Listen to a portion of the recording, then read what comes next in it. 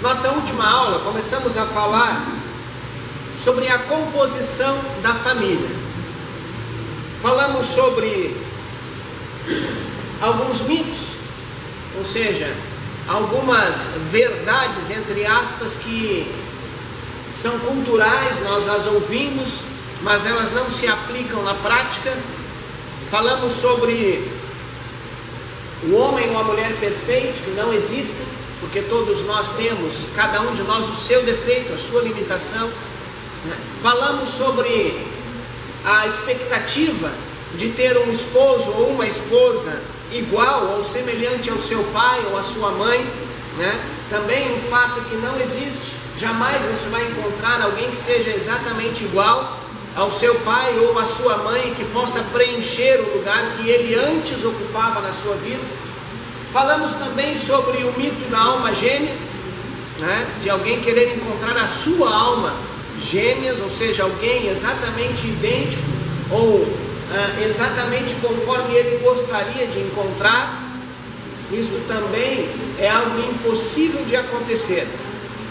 Falamos sobre a importância de se escolher bem, alguém que vai viver ao nosso lado por toda a nossa vida, que vai compartilhar a vida conosco pelo resto de nossas vidas. Falamos em não nos deixar levar pela aparência, não nos deixar levar por aquilo que os nossos olhos podem ver. Falamos sobre não nos deixar levar pela beleza, que é aparente, mas que com o tempo ela se vai. E se o relacionamento for baseado somente naquilo que é aparente, ele tem um prazo de validade extremamente pequeno. Falamos também sobre não nos deixar levar simplesmente pelo coração, pelo sentimento, pela paixão, mas de fato procurar conhecer a pessoa que nós escolhemos, conhecer as suas intenções, conhecer quais são os seus propósitos, os seus objetivos, quais são as suas crenças, quais são as bases do seu caráter, para que de fato nós possamos escolher alguém que venha edificar esta relação que nós nos propomos a viver. Falamos sobre ouvir o conselho dos pais, falamos sobre ouvir o conselho de pessoas confiáveis, pessoas que nós conhecemos, e falamos também em não nos deixarmos levar pelos padrões mundanos que hoje estabelecem os seus relacionamentos de uma maneira totalmente oposta àquilo que a Bíblia nos ensina.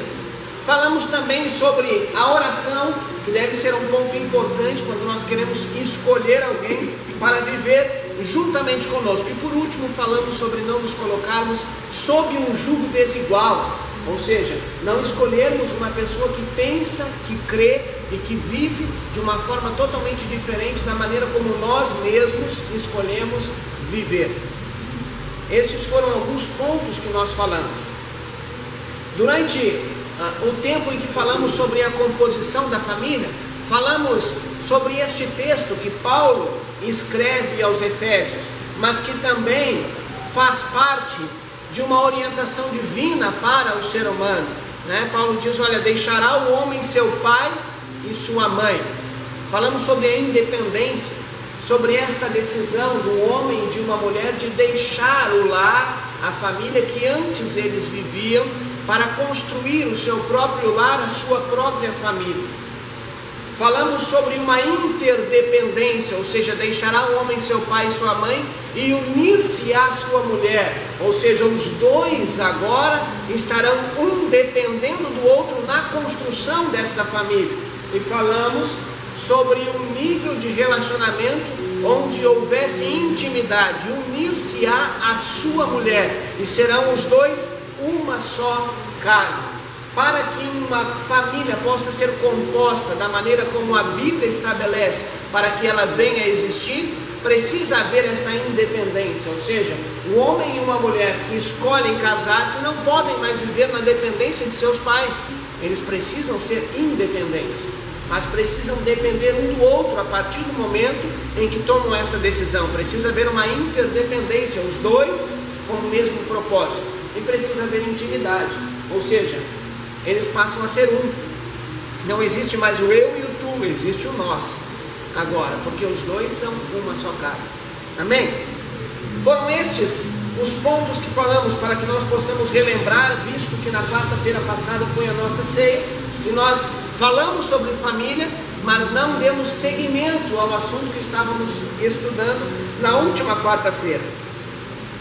Esta família agora composta por um casal, esta família agora composta por um homem e uma mulher, um único homem e uma única mulher, um relacionamento estabelecido nos padrões que a Bíblia nos ensina, precisa preparar-se para cumprir o propósito de Deus, que é ter filhos, multiplicar-se, né? Constituir descendência, melhor dizendo, para que a família possa prosseguir a existir. Quando nós olhamos para a Bíblia Sagrada, nós entendemos que o ambiente que passa a existir nesta família é o ambiente ideal para que o propósito de Deus seja estabelecido, para que os valores que a Bíblia nos ensina sejam multiplicados, para que os ensinamentos que a Bíblia compartilha com cada um de nós sejam transferidos de pai para filho. O primeiro texto bíblico que lemos em Deuteronômio 6, se você ler a partir do verso 1, você vai encontrar Moisés orientando a nação de Israel, e ele está dizendo: olha, as palavras que hoje te ordeno, elas devem ser compartilhadas com os vossos filhos e com os filhos dos vossos filhos, e assim sucessivamente, para que estas verdades continuem sendo a orientação para a família que Deus constitui no seu povo, para o seu povo, para o povo que Deus escolheu. E hoje nós constituímos este povo, hoje nós somos esta igreja. Quando lemos em Efésios, encontramos o apóstolo Paulo ensinando os efésios a respeito desta igreja. Ele está dizendo: olha, Cristo é o cabeça, e assim como a igreja está submissa a este cabeça, a esta pessoa que simboliza a autoridade sobre a igreja, assim também a esposa precisa estar submissa ao seu marido. Da mesma forma como Cristo ama a igreja, desta mesma maneira, esta esposa ou este esposo precisa amar a sua esposa, estando disposto a entregar-se por ela, a sacrificar-se por ela, a viver para ela, a oferecer a sua vida em favor dela. Quando há, partindo da esposa, a consciência de que a submissão em nenhum momento é diminuir-se diante de um homem, em nenhum momento é estar subjugada aos caprichos dele, mas que a submissão aqui, na palavra do Senhor, significa alguém que aceita viver para ele, que aceita compartilhar com ele a sua vida, que aceita compartilhar com ele os seus sonhos, que aceita ter uma vida em comum com este homem. A partir do momento que este marido entende que é responsabilidade sua amar esta esposa como Cristo amou a igreja, entregando-se por ela, vivendo para ela, abrindo mão dos seus interesses para que ela seja feliz. A partir do momento que ambos entendem o seu papel, definido por Deus, o lar, a família que estas duas pessoas constituem, passa a ser o berço para que os valores, para que os princípios, para que as verdades estabelecidas pela palavra do Senhor, elas sejam multiplicadas. E nós vamos meditar um pouquinho sobre isso nesta noite. Para que o casal possa ter filhos, eles precisam ter consciência desta realidade. Ou seja, eu como esposa compartilho de um mesmo propósito com o meu esposo. Eu sou a sua ajudadora idônea. Eu estou ao lado dele para constituir uma pessoa que vai ajudá-lo, que vai servi-lo, que vai estar à sua disposição em todos os momentos. E tenho consciência de que meu esposo tem absoluta certeza de que ele é a pessoa que vai me oferecer segurança, que vai ser o responsável pela minha casa, que vai constituir um lar seguro, que vai me amar acima de qualquer coisa e estar disposto a oferecer a sua vida por mim. Quando ambos têm consciência desta responsabilidade, eles passam a constituir um lar que pode receber um filho. Eles passam a constituir um ambiente ideal para que uma criança possa nascer e crescer. Se não existe essa consciência, o ambiente não é o ideal para que uma criança possa nascer. Por quê? Porque ambos não têm consciência da sua responsabilidade diante de Deus. Se eles não têm consciência da sua responsabilidade diante de Deus, como eles podem receber de Deus um presente, uma herança, um filho? Se eles não sabem a sua verdadeira responsabilidade na presença do Senhor, como eles podem ser mordomos deste Deus? Como eles podem serem administradores daquilo que Deus vai confiar a eles?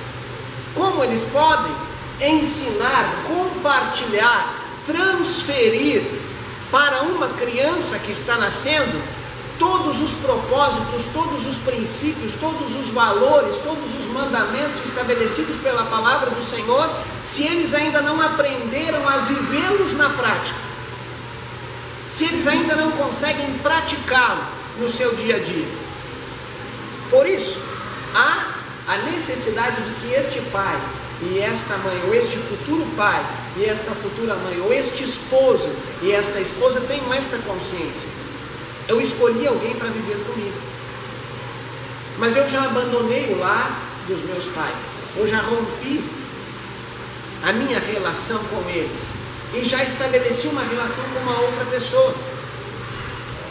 Eu já vivo uma relação na qual eu dependo dela, eu convivo com ela, eu estou ao seu lado todos os dias, e eu desenvolvi com ela um relacionamento de intimidade. Eu a conheço, eu cuido dela, eu amo ela, eu respeito ela, eu honro ela. E da mesma forma existe uma troca. Ela também age desta maneira comigo.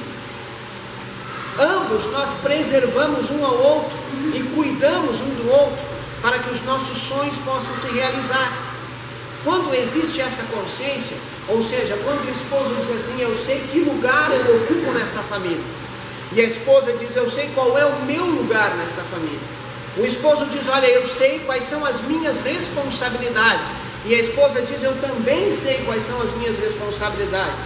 O esposo tem certeza absoluta das suas atribuições, e a esposa também tem certeza absoluta das suas atribuições. Aí pode haver um filho, pode existir lugar, ou seja, e tudo está pronto para que uma criança possa vir a fazer parte deste ambiente. O ambiente é o ideal para que um filho seja recebido. Quando a Bíblia fala de filhos, ela fala da herança do Senhor. Se o casal está bem, se o casal vive em harmonia, se o casal de fato está vivendo segundo o querer e a vontade de Deus, eles podem compor uma família, porque o filho será a bênção do Senhor. Ele vai servir para completar aquele lar e aquela família. De fato, ele será uma herança do Senhor. O fruto do ventre constituir-se-á um galardão, porque o casal está apto a desenvolver a mordomia cristã, ou seja, a cuidar, a zelar, a administrar aquilo que Deus deu para eles. Como nós estudamos aqui durante um bom período, falamos sobre a mordomia, ou seja, administrar aquilo que Deus me dá, aquilo que Deus confia a mim, aquilo que Deus coloca nas minhas mãos. Eu preciso ter consciência de que o filho não é meu, não é propriedade minha. Quando eu passo a cuidá-lo, educá-lo, como se fosse minha propriedade, isso passa a gerar um dano.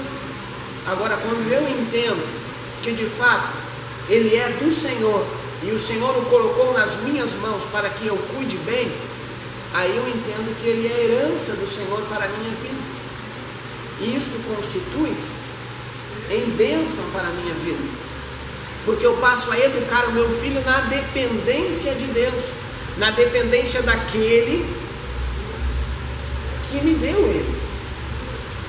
Quando eu penso que ele é meu, eu passo a educar o meu filho na minha autossuficiência, e eu corro o erro de errar. Eu corro o risco, melhor dizendo, de errar muito. Agora, quando eu passo a educar o meu filho na dependência de Deus, as coisas têm uma grande chance de acontecerem da forma correta, porque eu me submeto à vontade de Deus. de fato eu reconheço que estou administrando, que estou cuidando daquilo que Deus colocou nas minhas mãos para que eu possa cuidar e administrar.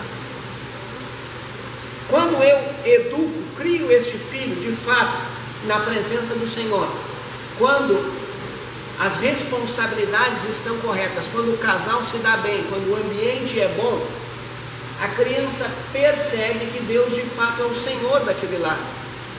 E ela desde bem cedo começa a escolher o Senhor para que Ele possa ser o Senhor da sua vida. Quando a criança cresce em um ambiente onde Deus não é Senhor, dificilmente ele escolherá Deus para que seja Senhor da sua vida. Porque ele não tem um exemplo, ele não tem uma referência. Não estão diante dele pessoas que escolheram Deus para ser Senhor de sua vida. Estão diante dele duas pessoas que têm o seu ego como Senhor da sua vida, e não Deus, que não reconhecem Deus, que o criam e o educam na sua autossuficiência, demonstrando que são independentes de Deus. Desta maneira, esta criança jamais escolherá Deus como Senhor de sua vida. Mas se ele perceber que existe um relacionamento íntimo e pessoal entre o seu papai, Deus, e a sua mamãe, em que de fato Deus ocupa o lugar de ser Senhor daquela casa, ele entenderá que isto é necessário para que as coisas deem certo, e ele vai crescer, e bem cedo escolherá Deus para que ele seja Senhor da sua vida também, e vai crescer nos caminhos do Senhor, vai crescer escolhendo as verdades do Senhor. Por isso a Bíblia me orienta que eu devo ensinar a criança no caminho em que ela deve andar, e eu devo ensiná-la não somente com palavras, mas também com as minhas atitudes, porque se isto acontecer, ela jamais se desviará dele. Ela vai crescer sempre escolhendo este caminho e vivendo nele em todos os momentos da sua vida. Quando eu tenho, ou quando eu escolho ter um filho, ou quando o casal escolhe ter um filho, precisa ter consciência de que este filho trará mudanças para o seu lar, para a sua casa, para a sua realidade, né? Que mudanças são estas? Se não existia nenhum filho, agora tem alguém que merece atenção, cuidado. Se o casal já tinha um filho e passa a ter o segundo filho, eles precisam ter o cuidado de equiparar as atenções, porque o outro que está chegando também vai querer atenção. Mas não é porque chegou um segundo filho que eu vou deixar de dar atenção ao primeiro, não. O primeiro continua sendo carente de atenção e cuidado, mas eu preciso agora me esforçar um pouco mais, porque tem dois filhos que precisam da minha atenção, e eu preciso manter a balança equilibrada. Eu não posso oferecer atenção mais para um do que para o outro, elas precisam ser equivalentes, né? Eu preciso dar atenção de igual modo a ambos os filhos, para que nenhum deles cresça com uma carência de atenção, ou para que nenhum deles sinta-se em algum momento em desvantagem com o seu irmão, quando se trata do afeto e da atenção dos pais, mas para que ambos os filhos possam gozar do mesmo nível de atenção em todos os momentos. O desgaste físico também aumenta, o trabalho aumenta, o esforço aumenta, o cuidado aumenta, ou seja, tudo passa a ser em dobro quando chega um segundo filho. Quando ele é o primeiro filho, tudo é novidade, e o pai e a mãe precisam aprender a conviver com tudo isso. Portanto, isso precisa ser pensado antes do filho existir, antes dele chegar. Isso precisa ser pensado antes, planejado antes. O papai e a mamãe precisam preparar-se para receber este filho que está chegando aí. Por isso, às vezes, nós encontramos casais totalmente desestruturados, que a chegada de um filho acaba causando, em vez de alegria e realização, tristeza, desespero, porque não havia consciência da responsabilidade. Em nenhum momento ambos se prepararam para receber aquele filho ou aquela filha que chegou. Ah, Marcos, mas nós aqui, a grande maioria, já temos filho. A grande maioria de nós já convive com os filhos, alguns de nós já criaram os filhos e agora estão na expectativa dos netos, e alguns já criaram os netos, viram os netos crescer e estão na expectativa dos bisnetos. Independente de qual seja o seu status hoje, se você ainda não é pai, se você já é pai, se você já é avô, ou se você já está às vésperas de ser tataravô, você continua sendo referência, você continua fazendo parte de uma família, e você continua tendo a necessidade de saber, para que você, como referência, possa ser alguém que multiplique os princípios estabelecidos pela palavra do Senhor. Que como pai, você possa ensinar o seu filho, que como vô e vó, você possa chamar o seu filho e ensiná-lo a educar o seu neto, segundo a vontade de Deus. E se você talvez seja bisavô, você possa chamar o seu filho e ensiná-lo a educar os seus netos. Ou você possa, como patriarca de sua família, ou como matriarca de sua família, agir com consciência e convicção para que os princípios estabelecidos por Deus eles sejam cumpridos na sua família. Que haja em você convicção para ensinar e que você possa ser percebido pelos seus filhos, netos ou bisnetos como alguém que permanece firme à palavra do Senhor, não tem dúvida daquilo que a Bíblia lhe ensina, e é um marco, uma referência para aqueles que estão nascendo, que estão chegando, que estão crescendo.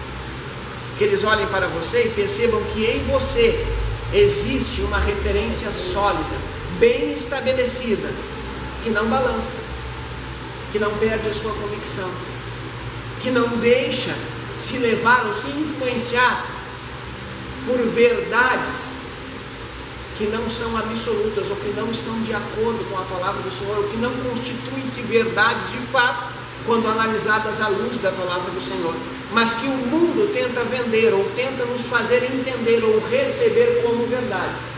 Você terá discernimento, entendimento e sabedoria para dizer: olha, meu filho, meu neto, minha filha, minha neta, isso não está de acordo com aquilo que a Bíblia nos ensina, e portanto não trará bênçãos para a nossa família. Que haja convicção em você, que haja certeza em você, que você possa ter uma atitude de quem de fato conhece, né?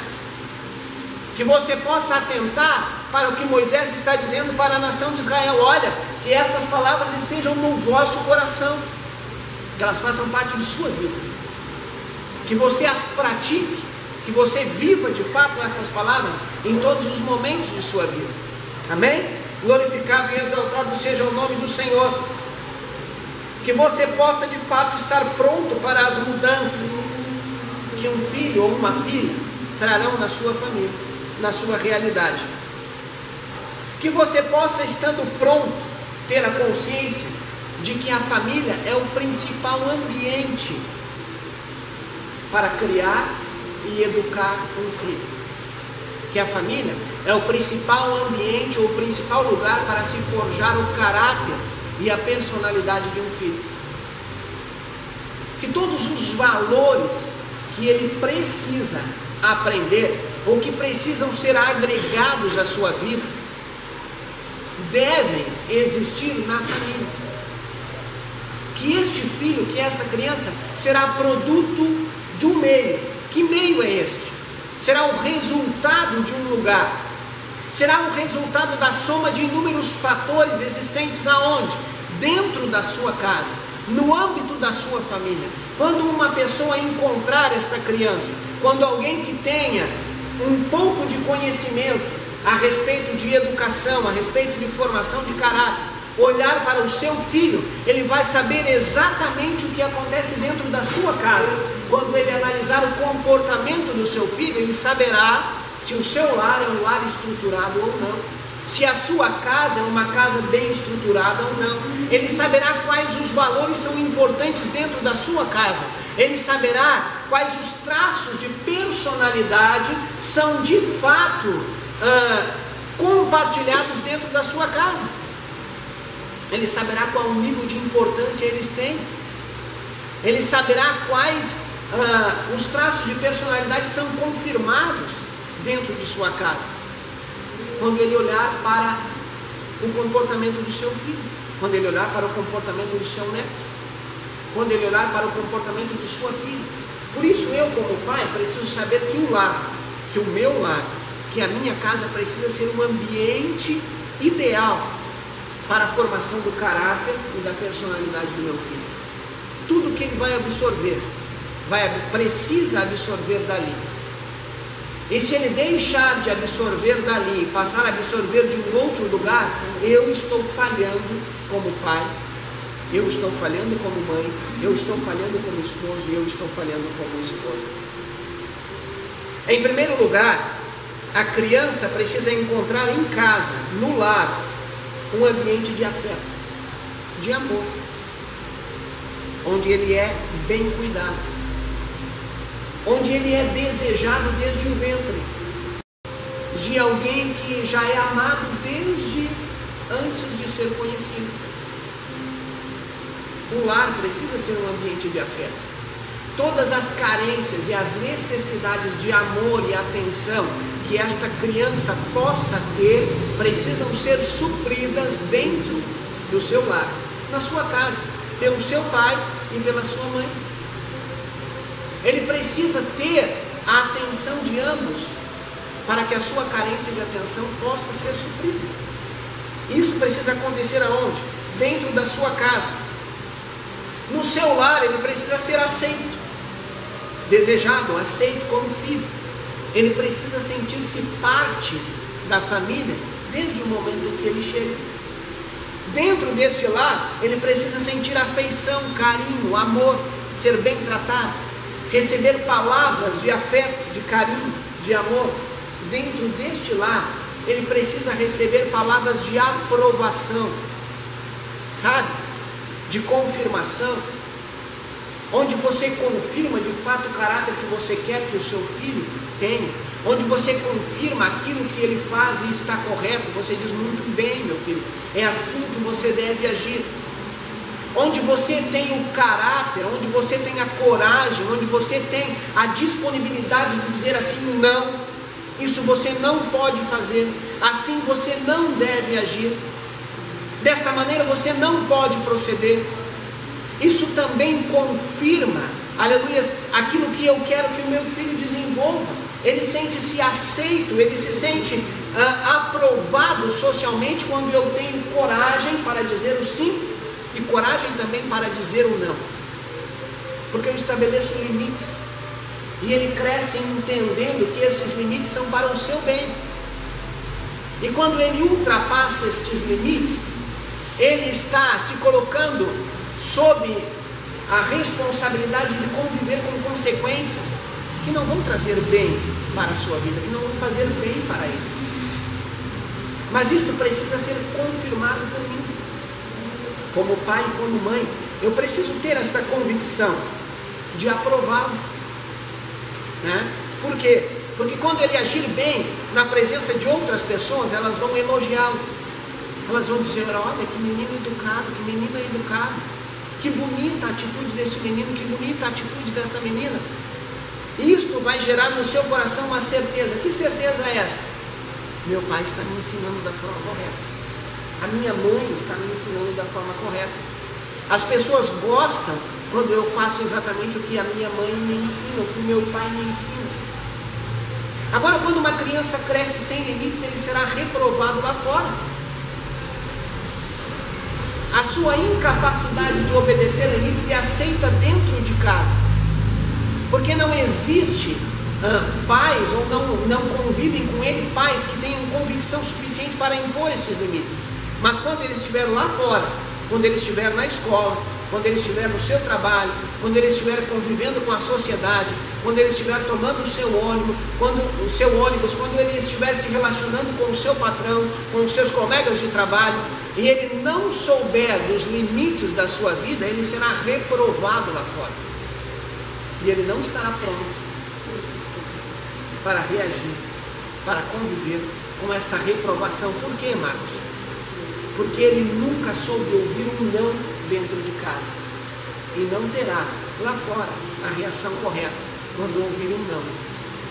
Por isso, quando eu tenho consciência de valores, de caráter, de personalidade, eu entendo que os limites estabelecidos dentro de casa eles não fazem mal, muito pelo contrário.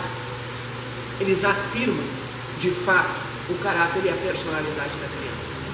Eles estabelecem valores, eles criam critérios, eles estabelecem medidas de excelência para cada uma das decisões e dos comportamentos que aquela criança vier a ter. Mas isso parte de uma iniciativa minha, para gerar um ambiente ideal para o crescimento do meu filho. Eu preciso estabelecer para ele um ambiente de aprendizado. E para que este ambiente de aprendizado possa existir, ele precisa saber ouvir o sim e o não. Com respeito, com educação, sim, mas ele precisa aprender a ouvir o sim e o não. Ele precisa entender que quando o papai lhe dá uma ordem, é uma ordem. Quando o papai lhe pede para que ele faça alguma coisa, é exatamente aquilo que ele precisa fazer.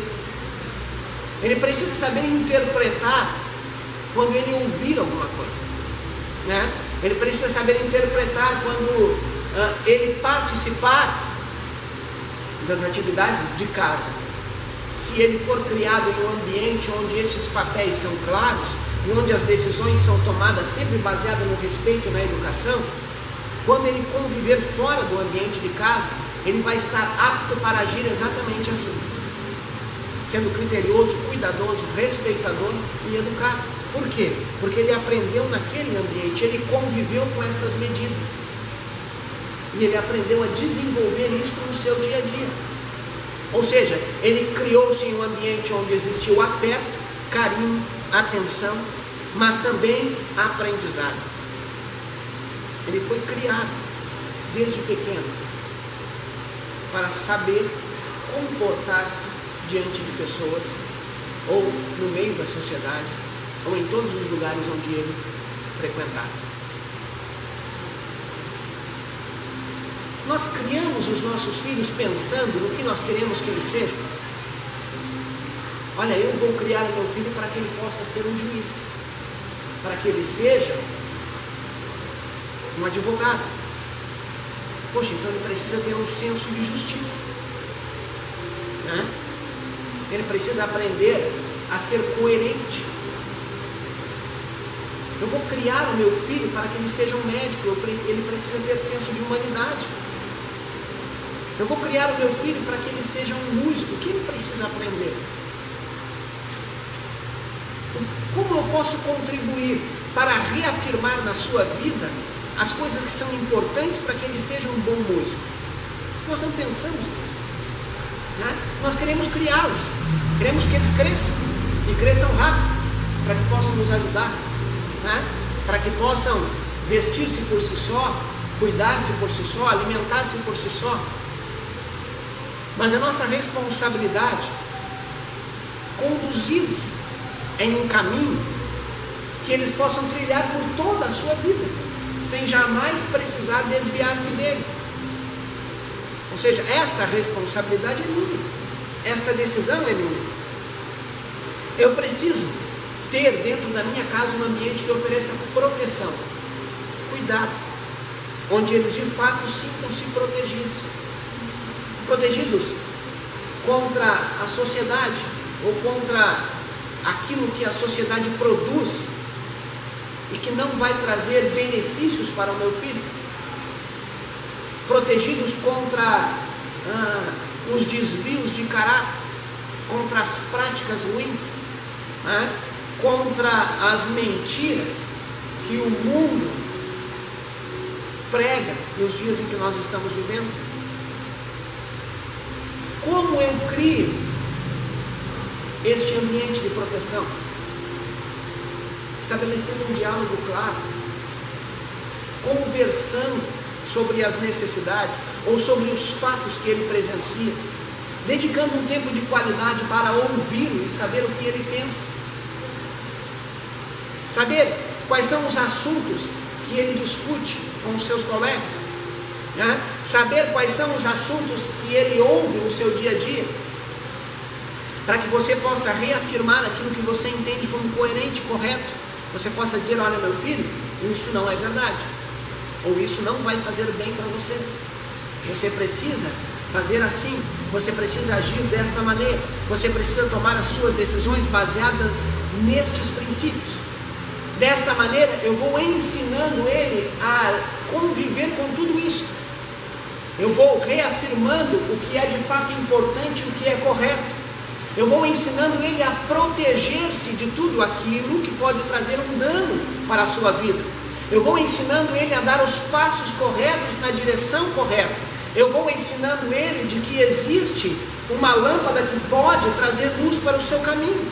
Eu vou ensinando ele de que existe um lugar onde ele pode recorrer para tirar todas as suas dúvidas. Eu desenvolvo com ele um relacionamento de amizade, um relacionamento de confiança, um relacionamento de entendimento, onde ele sente-se à vontade para me fazer perguntas.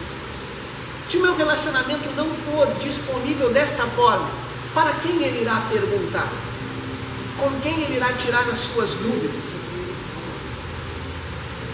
Será que ele vai chegar em casa e vai fazer para você a pergunta que ele ouviu dos seus colegas? Ou será que ele vai dizer assim, se eu perguntar isso para o meu pai, nunca mais eu pergunto nada para ele, ele não vai me responder, ele não vai me dizer nada, ele vai me xingar, né? Ele vai ser grosseiro comigo. Qual é a minha disponibilidade em oferecer de fato um ambiente acolhedor, seguro para o meu filho? Que ele olhe para mim e diga assim, o meu pai é o meu melhor amigo, a minha mãe é a minha melhor amiga. Eu posso conversar com ela sobre todos os assuntos, eu posso tirar todas as dúvidas com ela, eu posso tirar todas as dúvidas com ele. Ele sempre vai me ouvir com atenção quando eu perguntar alguma coisa. Ele sempre vai me acolher. Ele sempre vai ter uma resposta correta comigo. Ele jamais vai me mentir. Já pensou na decepção de um filho? Quando ele faz uma pergunta para o seu pai responde para ele, né? E dali a algumas semanas ele ouve uma resposta totalmente diferente de alguém. Ele vai pensar assim, meu pai mentiu para mim, meu pai não foi verdadeiro comigo, né? O meu pai não me falou a verdade. Ou será que eles não chegam a essa conclusão? O que você acha? Esses dias o meu menino me fez uma pergunta muito além, né, talvez do que é a capacidade de questionar dele. Pai, como é que se faz sexo? Um menino de 8 anos. Mas ele ouviu alguém falar sobre isso. Ele ouviu essa palavra em algum lugar. E eu vou mentir para ele? O que eu vou dizer agora? Dá vontade de sair correndo às vezes, né? Arrumar uma touca para botar assim. Mas eu preciso oferecer para ele uma resposta que seja coerente. Eu preciso compartilhar com ele uma verdade. Eu não posso mentir. Eu não posso contar uma história da carochinha. Por quê, Marcos? Porque eu vou estar comprometendo a minha relação de confiança com ele. E isto vai gerar insegurança para o meu filho. E o ambiente que até então ele pensava ser seguro, ele vai dizer, olha, não é aqui que eu obtenho as respostas certas. Aqui, as pessoas não são verdadeiras comigo, elas me escondem a verdade, elas mentem para mim. Quando ele tiver a próxima pergunta, não será para você que ele irá perguntar. Ele diz, olha, meu filho, você ainda é um pouco pequeno para saber sobre isso. Mas é uma forma, uma maneira que Deus criou para o homem e a mulher se relacionarem. Mas quando tu for um pouquinho maior, o pai vai te dizer exatamente como isso acontece. Mas hoje é um pouco cedo para você saber como isso acontece, né? Mas sexo é uma maneira que Deus criou, uma forma que Deus criou para que o homem e a mulher se relacionem. Mas eu deixei a porta aberta, né? A próxima pergunta ele vai dizer. Ou se por acaso amanhã ou depois ele ouvir alguma coisa de alguém, ele vai dizer assim: poxa, meu pai não me falou toda a verdade, mas não me falou nenhuma mentira. Ele não me mentiu nada. Eu posso confiar nele. Eu posso perguntar para ele, né? Se ele não puder me dizer a verdade, ele vai me dizer que não pode me contar toda ela, mas não vai deixar de ser verdadeiro comigo. Isto gera segurança. Segurança contra a influência que vem lá de fora para dentro de nossa casa. Segurança contra as inverdades ou as mentiras disfarçadas de verdade que o mundo tenta ensinar aos nossos filhos todos os dias. Todas as vezes que ele ouvir alguma afirmação que pareça ser verdadeira, ele vai dizer assim: o meu pai vai me responder se isto é verdade ou não. E eu sei que o que ele me disser será verdade, e eu vou fazer o que ele me disser. Nós somos responsáveis para que os nossos filhos percebam dentro do nosso lar um ambiente seguro. Amém? Vamos nos colocar em pé na presença do Senhor?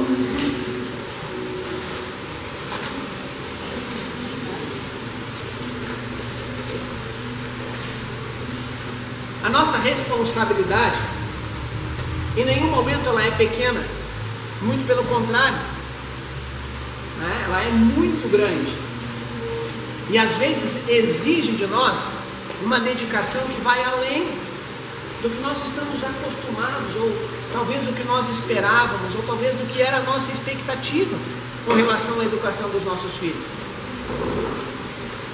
Mas precisa haver uma decisão ou uma disponibilidade em nós de buscar o conhecimento, de ler, né? de procurarmos nos informar, saber de fato como lidar com algumas situações, ouvir pessoas que tenham conhecimento sobre determinados assuntos, que talvez não hoje, mas amanhã eu vou precisar conversar com meu filho, com a minha filha, ou eu vou precisar responder ao meu neto, à minha neta, ou eu vou precisar responder, né, ao meu sobrinho, à minha sobrinha. Eu preciso estar pronto para isso, eu preciso estar preparado para isso. Hoje a informação está à nossa disposição, ela está ao nosso alcance. Nós temos como buscar a informação. Às vezes nós não fazemos, mas não fazemos não porque ela não exista, não fazemos porque não demonstramos interesse ou não temos disponibilidade.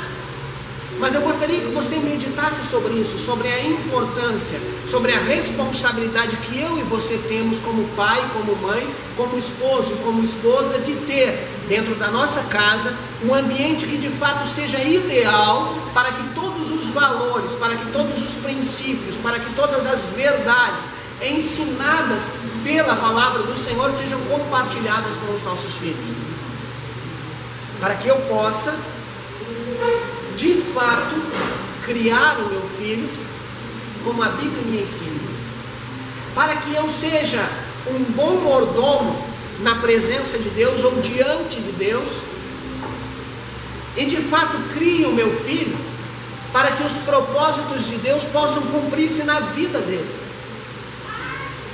que o meu filho não venha a afastar-se do Senhor pela minha irresponsabilidade, ou pela falta de coerência que eu demonstro no meu dia a dia, ou pelos exemplos ruins que eu compartilho com ele no meu dia a dia, ou pela falta de tolerância que eu demonstro ao ouvi-lo, ou ao conversar com ele, ou ao responder, mas que eu tenha consciência da minha responsabilidade diante de Deus, como pai e como mãe, porque os filhos que ele me deu são herança dele, é uma dádiva que ele coloca nas minhas mãos, para que eu cuide bem, para que eu administre bem, para que eu zele, para que eu alimente, não só física, mas espiritual, emocionalmente, para que ele cresça na graça, para que ele cresça em conhecimento, para que ele de fato aprenda a entender os valores que a Bíblia quer que cada um de nós desenvolva, para que nós possamos de fato viver conforme a palavra do Senhor nos ensina. Vamos orar. Pai, Nós te louvamos nesta noite pela vida de cada um dos teus filhos. Nós te agradecemos, Deus, pela oportunidade que nós temos de juntos, ó Pai, aprendermos, aleluia, sobre a Tua palavra esta noite.